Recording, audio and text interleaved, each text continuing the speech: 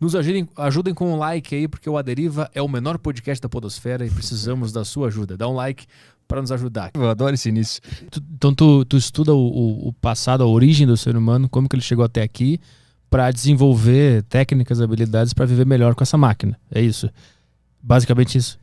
Não só para viver melhor, mas para ter um senso de entendimento também.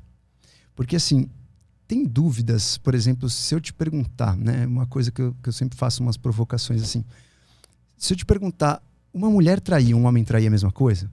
É uma pergunta assim, banal, né? Homem trair, uma mulher trair.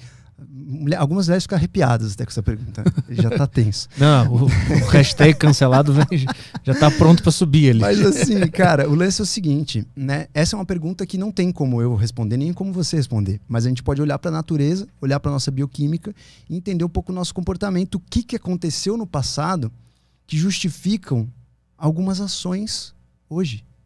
Então, por exemplo, se você for analisar essa questão da traição, vamos pegar o ponto de vista evolutivo, né?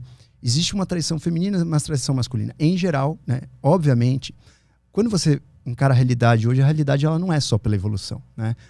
Sua própria convivência social, a sua educação, e milhares de coisas podem influenciar a sua cultura, onde você nasceu, né? Então, uma traição no Brasil é totalmente diferente de uma traição na Arábia Saudita. Mas, quando você compara, quando você entende de onde veio o hardware, como foi criado o hardware, muita coisa do hardware vai justificar, pelo menos, uma certa vontade, uma certa tendência. Então, isso vale quando você pega um grupo. Então, o que eu vou falar aqui não vale para uma pessoa. Você pode falar assim, mas a minha amiga não traiu por isso. Não, tudo bem, uma pessoa. Mas se você pega essa pessoa e coloca no estudo populacional, vamos pegar então 300 pessoas. Quando você estuda uma amostra grande, você vê que existe uma tendenciosidade de um comportamento específico. Então, vamos pegar essa questão da traição. Geralmente, existem motivos que um homem trai, existem motivos que a mulher trai. Em geral, estamos falando generalizando mesmo, tá? Pode ter exceção à regra, pode ser que você seja aí uma exceção à regra, você que está nos ouvindo. Em geral, os homens traem mais pensando no momento presente. Os homens traem mais com uma recompensa imediata. Os homens traem mais porque você tem uma situação, uma ocasião e você foi levado por essa ocasião para ter uma recompensa imediata. As mulheres traem mais quando elas têm uma conotação um pouco mais emocional. Então, às vezes o relacionamento está uma porcaria, às vezes ela não se sente amada, às vezes ela não está se sentindo desejada. Então, existe uma teoria evolutiva por trás disso, né? Em geral, para uma mulher trair, quando a gente está pensando agora, homens caçadores e coletores, tá? Vamos sair da nossa modernidade. Vamos esquecer que existe preconceito, esquecer que existe regras, né? Vamos pensar realmente de um ponto de vista bem observacional, né? Vamos voltar então para a época dos homens caçadores e coletores. Homens caçadores e coletores. Qual que era o maior medo de um homem? Primeiro, para você entender isso, qual é a principal função de um ser vivo aqui na Terra? Qual é a sua função? Desde o momento que você nasceu, você ganhou uma missão. Reproduzir. Primeiro é sobreviver, porque se você não sobreviver, você não reproduz. Claro. E depois é reproduzir. Né? E por que reproduzir? É porque está inserido no código lá, que a gente tem que fazer isso. Quase. A palavra código, você quase acertou na mosca. O lance existe a grande teoria, o porquê que a gente está vivo, existe uma teoria que chama-se a teoria dos nossos genes, né? Que inclusive foi o Richard Dawkins que fez um grande livro do Gene Egoísta, que os genes eles querem sobreviver. Então, qual é o segredo da tua vida? Qual é o seu segredo que eu poderia copiar uma pessoa muito parecida com você? Seu código genético.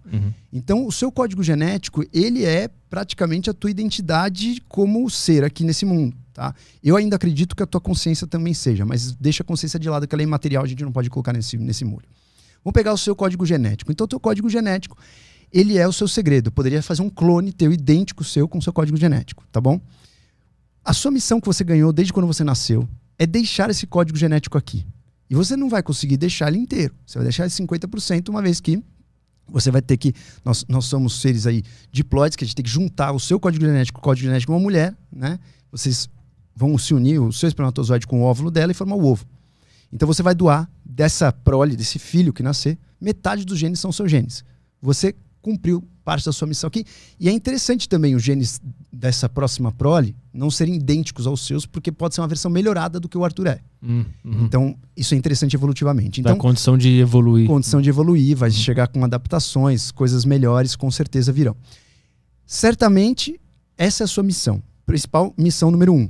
Tanto que todo mundo aí que nos ouve, que já teve filho, sabe que a gente muda depois que teve filho. Dá um certo alívio, você muda o ponto de vista do seu trabalho, você muda como você enxerga a vida, você muda como você é uma pessoa dura, você muda em vários sentidos. Então, assim, aí para concluir esse raciocínio, a gente saiu da questão, né, da traição. Para concluir o raciocínio da traição, então, assim, em geral, se você colocar uma amostragem, existem, né, razões evolutivas para que um homem tenha medo da traição e para que um homem traia. Existem razões evolutivas para que a mulher tenha medo da traição e para que a mulher traia. Por exemplo, por que geralmente a mulher tem uma traição mais emocional? Em geral, quando uma mulher busca um parceiro, principalmente quando, em geral, as mulheres têm uma tendência a filtrar mais os parceiros. A rejeição é uma coisa típica masculina, né? O homem é rejeitado, a mulher não é rejeitada. É só você olhar uma estatística do Tinder. Cara, no Tinder existe assim, 60% dos homens dão like. Aliás, os homens dão 60% de like nas mulheres que vê. Ou seja, de 100 mulheres que o cara vê, 60% ele deu like. E as mulheres, quanto você acha que elas dão like? 20? 4%. 4%. Ou seja, a rejeição para nós é comum. Né? Para nós é comum. Né? Eu não sei quantos anos vocês têm, mas na minha época, a galera ia na noitada, tipo assim, era comum você ver uma cena, o cara, né, puxando a mão de uma mulher, a mulher sai fora daqui, não sei o quê. Tipo, a rejeição é comum pro homem. O homem é como se ele tivesse que estar sempre à disposição. E a mulher escolhe quando ela quer. E quando a mulher escolhe, o cara tem que comparecer.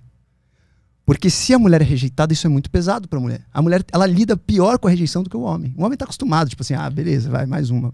Beleza, não deu like, mais uma. Então, sendo assim, em geral, a mulher filtra mais e a mulher ela tem uma tendência maior a escolher o parceiro pensando mais a longo prazo. Tá? Isso é um software, eu costumo dizer que o software da mulher é um pouco mais sofisticado do que o do homem. O homem tem um software um pouquinho mais medíocre, um pouquinho mais ignorante, porque ele é um pouquinho mais imediatista. A mulher ela consegue usar mais a racionalidade e a estratégia para saber se ela quer aquele homem ou não. Vou dar um exemplo para você. Se a gente estiver aqui olhando um Instagram de muitas mulheres de biquíni, peladas, etc e tal, você não vai ficar pensando, né? Será que eu vou dar certo com essa mulher? Será que ela vai ser legal? Será? Tipo assim, uma mulher pode olhar isso também e achar legal e ter tesão nisso? Pode. Mas se ela realmente for sair com esse cara, ela vai pensar outras coisas em geral. Estamos generalizando sim, claro, porque não tem como falar por todos, né? Então, isso tem uma raiz evolutiva. Quando você tá com uma mulher, né? Vamos, Homem das Cavernas de novo, galera, esquece que a gente tá em 2021. Volta para Homem das Cavernas. Você tá ali no mundo das cavernas e você casa com uma senhorita ali, tá tudo ótimo, e de repente você sai alguns dias para caça e volta. Alguns meses depois você vê que a barriga dela tá grande. Qual é a certeza que você tem que você tá cumprindo a tua missão? A sua missão é deixar os seus genes aqui. Qual a certeza que você tem que aquele filho é teu? Não, até inventarem o ratinho, não tinha como saber. Exatamente, vai pro teste do ratinho. Então aí que tá. Isso chama-se você saber, né? Você ter a certeza da paternidade. Então a incerteza paternal faz com que o homem instintivamente ele tem que arriscar mais com mais parceiras. Porque por probabilidade, se você se dedica só àquele momento e de repente, justo naqueles dias que você foi caçar, você foi pulado para trás, você perdeu a tua missão no mundo. Então o que o homem vem com o código genético dele? Isso a gente pode estudar, tá? Tô simplificando a história. Isso é uma história gigantesca. Se você estudar os aracnídeos, os invertebrados, existe até uma questão que a mulher que é a fêmea, né, que é importante para ajudar a criação, né? Aí a criação não é uma criação junta, né? Você não cria dentro do ser vivo, você põe o ovo e o filhote nasce. Mas em geral, por exemplo, nos aracnídeos, a fêmea mata o macho para o macho não comer o outro macho. Para não existir competição entre os machos, senão o pai mata os filhos. Então o pai vai lá, injeta esperma, acabou a cópula ali, a aranha vai e mata. Então assim, o homem, de forma geral, existem exceções? Existem. Tem, por exemplo, os pinguins também chocam o ovo. Tem algumas exceções. Mas, em geral, o homem ele é um injetor de esperma. Em outras espécies. O homem, eu estou dizendo macho. Esquece o homem. Espalha a semente. Ele espalha a semente porque ele é um inútil. Ele só precisa dar metade do código genético e, na verdade, quem faz todo o resto é a mulher. Resumindo, nos outros seres vivos, principalmente quanto mais primitivo é o ser vivo, mais isso é verdade. Conforme os seres vão ficando mais complexos, eles precisam também de uma figura paterna para, por exemplo, ajudar a segurança do bando, para ajudar a comida, para dar suporte. Nos seres humanos nem se fale, né? Criar um filho sozinho você tem que ser muito guerreiro ou guerreira. Então a gente precisa, os seres humanos eles nascem muito crus de sistema neurológico, então a gente precisa dar muita atenção pro filhote, né? Diferente de um cavalo que sai e sai andando. Você já viu um cavalo parindo? Sai andando. O ser humano não, ele sai cru. Então o que acontece? O homem, por si só, ele tem essa tendência de ser injetor de esperma. E pela incerteza paternal, ele é obrigado a ter mais probabilidade de cumprir a missão dele. Como ele vai fazer isso? Aproveitando cada oportunidade que ele tiver de fecundação. Por isso, em geral, ele traz nesse hardware essa questão de aproveitar as oportunidades para uma relação casual curta.